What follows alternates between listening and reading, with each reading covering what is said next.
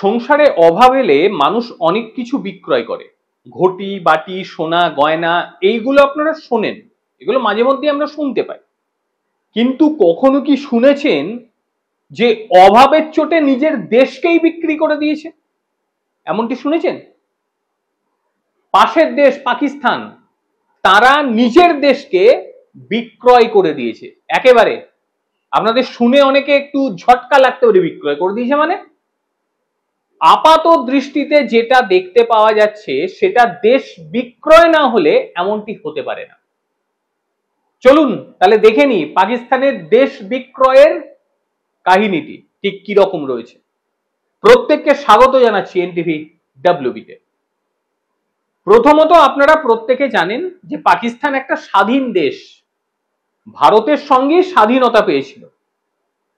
তারপর তারা তাদের চরিত্র অনুযায়ী নিজেদের গঠন করেছে, ভারতবর্ষ তার চরিত্র অনুযায়ী নিজেকে গঠন করেছে। আর এবার এই অক্ষম পাকিস্তান নিজেদের দারিদ্রতার জ্বালা মেটাতে গিয়ে নিজের দেশকে বিক্রয় করে দিয়েছে চীনের কাছে। এটা শুনে অনেকে হোঁচট খাবেন, অবাক লাগবেন। বাস্তব যে ঘটনাটি ঘটেছে সেটি হলো, কেন বললাম বিক্রয় করে দিয়েছে, তার কারণ ইতিমধ্যে চীনের সেনারা পাকিস্তানের ভেতরে ঢুকে গিয়েছে, ঢুকবে না, ঢুকে গিয়েছে। তার বিভিন্ন প্রমাণ বিভিন্ন সংবাদপত্রে, এমনকি সে দেশের সাধারণ মানুষরাও বিষয়টি নিয়ে প্রতিবাদ শুরু করে দিয়েছে যে কেন অন্য দেশের সেনা এ দেশে ঢুকে শাসন ব্যবস্থা সামলাবে। এটাই চলছে। পাকিস্তানের বিভিন্ন অংশে চীনা সেনা মোতায়েন হয়ে গিয়েছে। এইবার বলুন, কোন স্বাধীন দেশে বিদেশি কোন সেনা কি এইভাবে ঢুকে নিরাপত্তা প্রদান করতে পারে? পারে কি? হ্যাঁ, যদি অন্য কোনো ব্যাপার হলো, শান্তি সেনা এলো বা অন্য যুদ্ধ পরিস্থিতি হলো, সে বিষয়টি আলাদা। পাকিস্তান তো বলছে খুব ভালো, তারা নাকি আবার অন্য দেশকেও সাপোর্ট করে, যদিও বাবা চেঞ্জ হয়ে গেছে দুদিন আগে, বলবো বিষয়টি, সেটাও বলবো। তো এই পাকিস্তানে ইতিমধ্যেই সেনা চলে এসেছে এবং সেনা আসার পরে তারা বিভিন্ন জায়গায় দখল নিয়ে নিয়েছে। আমার মনে হয় পৃথিবীর ইতিহাসে এটাই হয়তো প্রথম ঘটনা যে স্বাধীন কোনো দেশে বিদেশি কোনো সেনা এসে নিরাপত্তার দায়িত্ব নিজেদের হাতে তুলে নিচ্ছে। মানে পাকিস্তানের নিরাপত্তা আর সেই দেশের দেওয়ার মতন জায়গায় নেই। আর এটা নিয়ে পাকিস্তানের রিয়াকশন তো প্রচুর শুরু হয়ে গিয়েছে। আপনি টুইটার থেকে শুরু করে বিভিন্ন সংবাদ মাধ্যমগুলোকে দেখুন, তাহলেই স্পষ্ট হয়ে যাবেন যে পাকিস্তানের সাধারণ মানুষ বিষয়টিকে নিয়ে ঠিক কি রকম রিয়াক্ট করছে। প্রত্যেকে বিরক্ত এই ঘটনায়। এবার কারণটি কি হলো? আপনারা অনেকেই জানেন যে পাকিস্তানের সঙ্গে চীনের একটা বোঝাপড়া হয়েছে।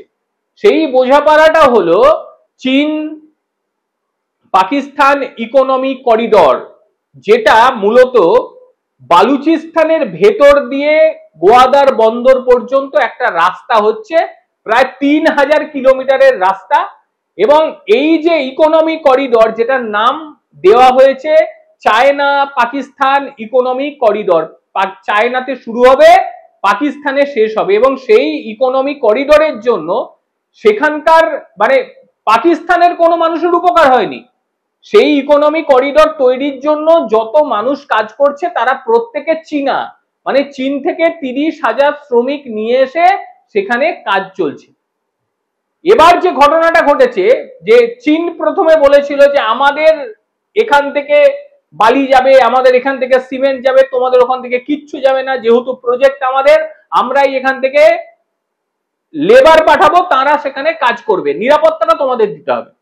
এইবারে পাকিস্তান যে নিরাপত্তা দিতে পারছে না, এটার প্রমাণ ইতিমধ্যেই হয়ে গিয়েছে। কারণ আপনারা দেখে নিয়েছেন যে বালুচিস্তানে বিভিন্ন গোষ্ঠী, বিশেষ করে বালুচিস্তান খাইবার পাখতুনখোয়া প্রদেশ, এখানে পাকিস্তানি সেনাবাহিনী বা নিরাপত্তা বাহিনীর ওপরে কিভাবে হামলা চলেছে। এবং উল্লেখযোগ্য ঘটনা যেটা ঘটেছিল আপনারা সেটাও জানেন, যে বালুচিস্তানের ট্রেনকে হাইজ্যাক করা হয়েছিল, তারপর একের পর এক মানে পাকিস্তানি সেনাকে দেওয়া হয়, সেটা করেছিল লিবারেশন আর্মি, অর্থাৎ বালুচিস্তান লিবারেশন আর্মি, যাদেরকে বলা হয় বিএলএ। বিএলএ যোদ্ধারা সেটা করেছিল। সেখানে স্বাধীনতা সংগ্রাম চলছে, বিএলএ স্বাধীনতা সংগ্রাম চালাচ্ছে। তারাও কিন্তু চীনকে হুঁশিয়ারি দিয়েছে যে বাড়াবাড়ি করো না, এখান থেকে তোমরা সরে যাও। Motive of our attack was very clear. It was a simple and clear message to China and Pakistan to withdraw immediately from Balochistan. কিন্তু চীন এই যে CPEC, China Pakistan economic corridor, তারা ইতিমধ্যেই বহু টাকা লাগিয়ে দিয়েছে, বহু টাকা। এবং এত পরিমাণ টাকা তারা লাগিয়েছে, মানে সব মিলিয়ে সম্ভবত 65 বিলিয়ন ডলার তারা সেখানে লাগিয়ে দিয়েছে। এবং এত পরিমাণ টাকা সেখানে লাগিয়েছে যে চীন সেখান থেকে সরেও যেতে পারছে না। আর অপরদিকে এই যে গোয়াদার পোর্ট, এটা যদি হয়ে যায়, সেই ক্ষেত্রে পশ্চিম এশিয়া, ইউরোপ, মধ্য এশিয়া একেবারে চীনের হাতের নাগালে চলে আসবে। এবং এই ঘটনাটিকে একেবারে বালুচিস্তানের লোকেরা মেনে নিচ্ছে না। তারা মনে করছে চীন এখানে অবৈধ দখলদারি চালাচ্ছে। আর চীন যেভাবে দখলদারি চালাচ্ছে, সেই কারণে চীনের ওপরেও বালুচিস্তানের বিভিন্ন গোষ্ঠী তারা কিন্তু আক্রমণ শানাচ্ছে। সেই আক্রমণ প্রতিহত করতে পারছে না পাকিস্তান। সেই কারণেই চীনের সেনা সেখানে ঢুকে নিরাপত্তা প্রদান করছে। এটা বাইরে দেখা যাচ্ছে, মানে এটা বাইরে দেখাচ্ছে। চীন যেটা বলছে যে সেখানে আমাদের প্রজেক্ট চলছে, আমাদের প্রজেক্টের নিরাপত্তা দিতে পারছে না পাকিস্তান, সেই কারণে আমরা নিজেদের নিরাপত্তা রক্ষী সেখানে পাঠাচ্ছি, এটা পৃথিবীকে দেখাচ্ছে। পাকিস্তানও মেনে নিচ্ছে ঘাড় ঝোঁকা করে যে হ্যাঁ আমরা তো নিরাপত্তা দিতে পারছি না, তাই দেখাচ্ছে। এটা পৃথিবীকে দেখাচ্ছে, এটা পৃথিবীকে তারা দেখাচ্ছে, মানে অন্যান্য দেশকে দেখাচ্ছে। কিন্তু আপনি দেখবেন চীনা সেনা যেখানে ঢুকেছে, যে দেশে ঢুকেছে, সেই দেশ নিজেদের হস্তগত করে নিয়েছে। ইতিহাস বলছে, গুগল করুন না, সবকিছু জেনে যাবেন। পাকিস্তানের সাধারণ মানুষ তারা পড়ে গেছে বিড়ম্বনায়। একই সঙ্গে বালুচিস্তান, তারা তো একটা অ্যাটাকিং জায়গার মধ্যে থাকে সব সময়। তারা চাইছে যে চীনকেও তারা কিন্তু বিষয়টিকে শেষ করে দেবে, কোনোভাবেই কিন্তু চীনকে এখানে তারা রাখতে দেবে না। এবং চিন্তা বেড়ে গিয়েছে আমাদের ভারতবর্ষেও, কারণ ভারতবর্ষটা এটা কখনো ভাবতে পারিনি, মানে ভাবার কথাও নয় যে পাকিস্তান চীনকে নিজের দেশ বিক্রি করে দেবে, এটা ভাবতে পারিনি। যে পাকিস্তানের মধ্যে চীনা সেনা আসবে, পাকিস্তানি সেনা সরে যাবে, তার মানে দেশ বিক্রি হয়ে গেল, দেশ বিক্রি করে দেবে, এটা ভাবতে পারিনি। এইবার সমস্যাটা ভারতের কোথায় গিয়ে দাঁড়ালো? সমস্যাটা গিয়ে দাঁড়ালো যে যেটা পিওকে রয়েছে, অর্থাৎ পাকিস্তান অকুপাইড কাশ্মীর, সেখানেও চীনা সৈন্য ঢুকতে পারে, প্রথম পার্ট। দ্বিতীয় পার্ট, যেটা ভারতবর্ষ মনে করছিল যে গোয়াদার বন্দর এটা প্রায় শেষ মুখে, কারণ যেভাবে সেখানে আন্দোলন শুরু হয়েছে, বালুচিস্তানের মানুষরা আন্দোলন শুরু করেছে, তাতে খুব শীঘ্রই হয়তো স্বাধীনতা সেখানে চলে আসতে পারে, অর্থাৎ গোয়াদার বন্দরটা মোটের উপর শেষ, অর্থাৎ ভারতের উপরে হুমকিটা কমবে। কিন্তু চীনা সেনা ঢুকে যাওয়া মানে বালুচিস্তানের স্বাধীনতাটা আরো কিছুটা দিন একটু সমস্যার মুখে পড়বে, এটা কিন্তু অস্বীকার করার জায়গা নেই। আর যেহেতু চীন অনেকখানি এগিয়ে এলো, অর্থাৎ পাকিস্তানের ভেতরে এগিয়ে এসে সামনাসামনি ভারতের চলে এলো, এই ক্ষেত্রে ভারতের নিরাপত্তা হুমকির মুখে পড়ে যাবে, এটা অস্বীকারের জায়গা নেই, হুমকির মুখে পড়বেই। এবং ভারতবর্ষ এবারে কি করছে এটাই কিন্তু দেখার বিষয়, কারণ তারাও কিন্তু চুপ করে বসে থাকার নয়।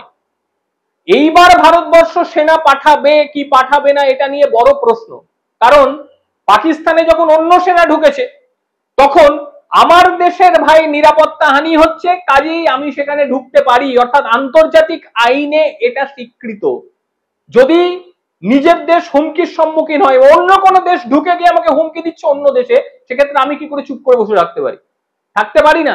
অর্থাৎ পিওকেতে ভারতবর্ষ সেনা অভিযান করবে কিনা এটা নিয়েও বড় প্রশ্ন, নাকি অন্য কোনো তাদের ব্যবস্থা রয়েছে, এটা আমার জানা নেই এই মুহূর্তে, কারণ গোপন বিষয় অত প্রকাশ্যে তো আসবে না। তবে ভারত কিন্তু ছেড়ে দেবে না, ঠান্ডা মাথায় ভারত সবকিছু ম্যানেজ করে। এত সহজে সামনে থেকে গিয়ে লড়াই করার বান্দা ভারত নয়, কারণ যেই কাজটা বুদ্ধিতে হয়ে যাবে সেই কাজটা কখনোই ওই লড়াইয়ের ময়দানে গিয়ে লাভ নেই। আশা করি ভারতও চুপচাপ বসে থাকবে না। আর বালুচরা তারা তো রয়েছে, তারা স্বাধীনতা সংগ্রামে অংশ নিয়েছে, তারাও এত সহজে ছাড়বে না, বিষয়টি এত সহজে ছাড়ার নয়। আর ভারতের চাবাহার বন্দর গোয়াদার বন্দরের পাশেই রয়েছে, কাজে সেখানেও কোনো চাপ নেই। চীন যে খুব শান্তিতে সেখানে ব্যবসা করবে সেটাও নয়, ভারত কিন্তু সব দিক ছাড়বে না, কারণ চাবাহার বন্দরটা আগেই ভারত বানিয়ে রেখেছে যে ভাই তোমরা সেখান থেকে বাঁদরামো করলে আমরাও কিন্তু ছাড়বো না, তৈরি করে রেখে দিয়েছে। কাজে সমস্যার কোনো ব্যাপার নেই, চিন্তার কোনো ব্যাপার নেই। তবে একটা বিষয়, কিছুটা হলেও ভারতের যে স্মুথ একটা পার্ট চলছিল এটা কিছুটা প্রতিহত হলো, কারণ পাকিস্তান বিক্রি হয়ে যাওয়ার কারণে। এবার চীনা সেনা পাকিস্তানে ঢুকে গিয়েছে, পাকিস্তানের নিরাপত্তার দায়িত্ব নিয়ে নিয়েছে চীনা সেনা। এইবার ঘটনাটা কি হতে চলেছে গোটা বিশ্ব সেখানে তাকিয়ে রয়েছে। তবে ভারতের দেওয়ালে পিঠ ঠেকে গেলে পরে ভারত যে কি হতে পারে আর কি করতে পারে সেটা অনেক দেশই জানে। ভারতের ক্ষমতা সম্পর্কে যাদের জ্ঞান নেই তারাই এই ভুলভাল কথাগুলো বলতে পারে। আর পাকিস্তান এমন একটা দেশ, এরা সবসময় না একটা অবলম্বন চায়, নিজের দেশের সেনাবাহিনীকে শেষ করে দিল, অন্য দেশের সেনাবাহিনীর উপর এদের ভরসা, এদের নিজেদের উপর কোনো ভরসা নেই। আর তাদের ঠিক সন্তান যারা ছিল, ছোট সন্তান নতুন হয়েছিল এই পাশের দেশ, তারাও গেছে, অর্থাৎ তারা আবার বাবা পরিবর্তন করেছে। এতদিন পাকিস্তান বাবা ছিল, এবারে চীনকে বাবা করছে। চীন এমন একটা দেশ, তাদের সঙ্গে কেউ যদি হাত মেলায় না, 4টে আঙুল চীন খেয়ে নেবে, একটা আঙুল পড়ে থাকবে, এটা কাজে দেবে চষার জন্য। সেটাই যেমন পাকিস্তানের হয়েছে, শুধুমাত্র বুড়ো আঙুল চুষছে, এই পাশের দেশটারও ঠিক একই অবস্থা হবে, এটা হতেই হবে, বেশি দিন আর দেখতে হবে না আপনাদের। আজকের প্রতিবেদন আপনাদের ঠিক কিরকম লাগলো, আর পাকিস্তানের বিক্রি নিয়ে অবশ্যই আপনারা আপনাদের মতামত দেবেন। প্রত্যেকে ভালো থাকবেন, সুস্থ থাকবেন, আবারও দেখা হবে অন্য কোনো দিন অন্য কোনো ভিডিওতে। ততক্ষণের জন্য নমস্কার।